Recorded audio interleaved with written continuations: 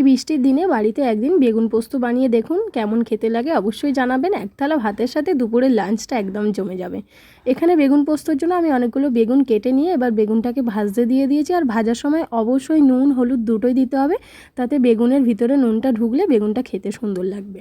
বেগুন ভাজা মোটামুটি কমপ্লিট। এবার আমি কড়াইতে দিয়ে দিয়েছি একটা টমেটো পেস্ট, তার সাথে কাঁচা লঙ্কা আর হালকা চিনি দিয়েছি, নুন দিয়েছি, একটু হলুদ আর স্বাদ মতন আপনারা ঝালটা দিয়ে দেবেন। গুঁড়ো লঙ্কাটা আমি স্বাদ মতন দিয়েছি। তো এখানে আপনারা যেরকম চাইবেন, যদি বেশি ঝাল খেতে চান অবশ্যই দিতে পারেন।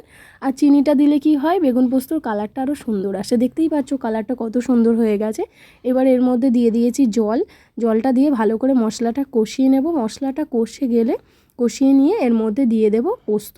আপনারা যতটা চাইবেন ততটাই পোস্ত দিতে পারেন। আমি এখানে গোটা পোস্ত দিয়েছি, কারণ পোস্ত বেটে দিইনি। গোটা পোস্ত দিলে আমার বেগুন পোস্তটা আরও বেশি খেতে ভালো লাগে।